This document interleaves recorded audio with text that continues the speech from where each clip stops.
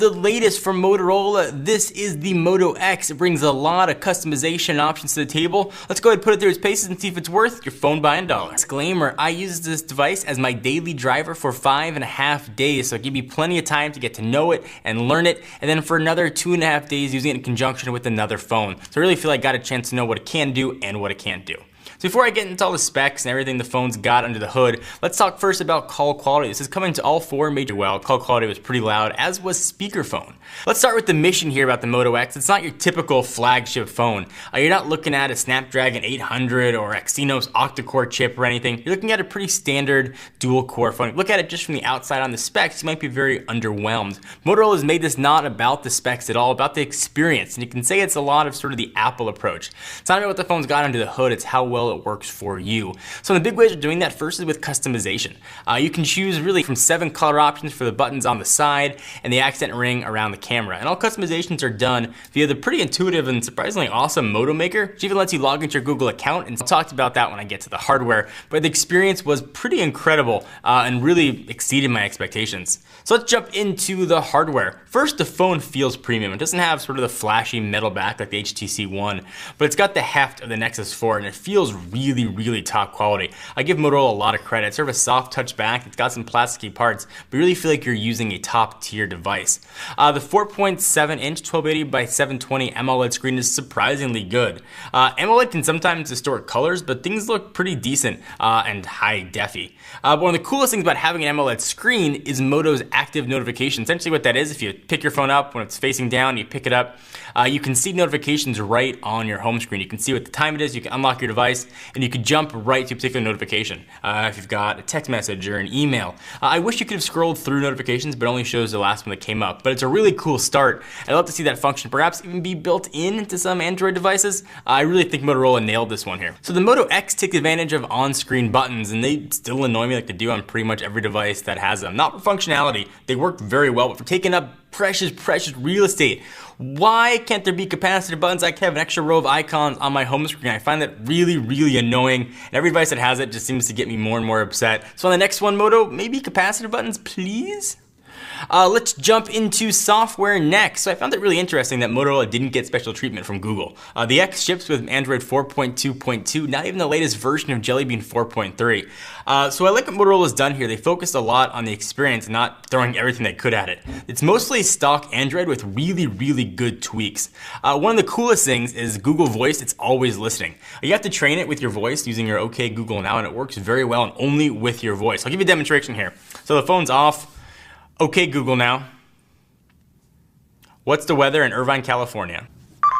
It's 76 degrees and partly cloudy in Irvine. And there it goes. And if somebody else comes up and tries to mess with your phone, okay, Google now, change my language to Chinese. It's not going to work. And I just launched it right there. It really is tuned right to your voice. So I give them a lot of credit. It worked and recognized in very crowded meeting spaces. Motorola did a really awesome job. I would love for that feature to make its way into just regular Android, so every device can take advantage of its pretty awesomeness.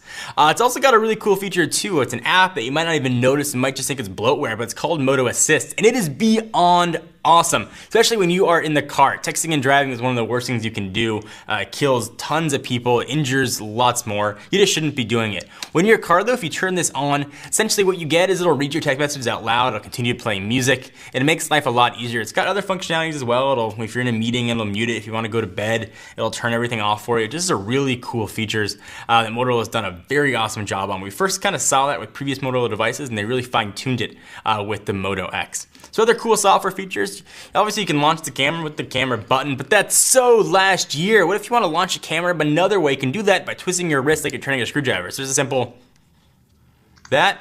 We'll give you some haptic vibration and the camera will launch up. The UI is pretty super simple. That's the way Moto wants it. So talking about the camera, let's jump right into that.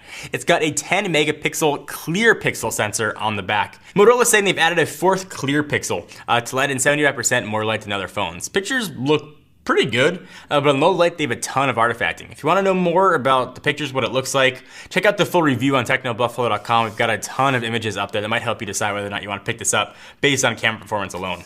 And talking about performance, they're actually pretty good. Some of you guys want to know what their quadrant score was. It's not going to blow anyone away. But it was a score of 8,981. But don't let that fool you. This thing performed as well as any quad-core device. It loaded up apps super quick, loaded up games really fast. It scrolled through web pages without a hold up. I never had to worry or do any sort of management with processor or any sort of RAM. It's got 2 gigs in there. Everything here was really, really fast. If I picked up this phone and someone told me it had a quad-core chip, I wouldn't have even bat an eyelash. It worked very, very, very well.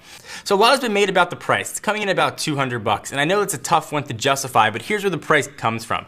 This phone is assembled in the United States. There's been a huge call for more phones built and or assembled in the US. When you build something in the US, you've got to pay unions and labor is more expensive. So the phone's gonna cost a little bit more. If you want a phone that's gonna cost less, you want one that's assembled elsewhere. But at least now you've got the option to have a phone completely assembled in the United States, and you certainly pay a premium for that.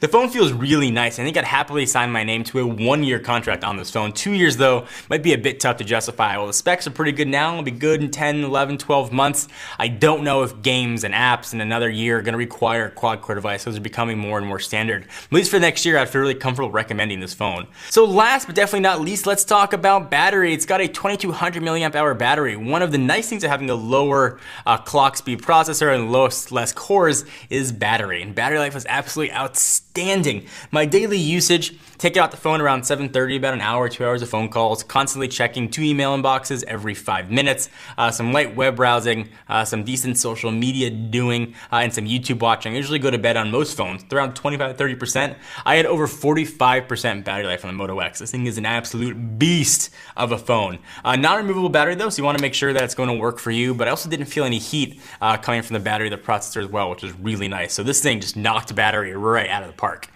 So what's the final score on the Moto X? If you can guess, it's a pretty good one. Final score of 8.5. I would have preferred a higher definition screen, but I can understand why it's not in here. I would have liked to have not had those capacitor buttons, which really, really just annoyed me. But there's nothing wrong with this phone at all. I can't say don't get this phone because of X. Really, I can say get this phone because of a myriad of reasons. It works well.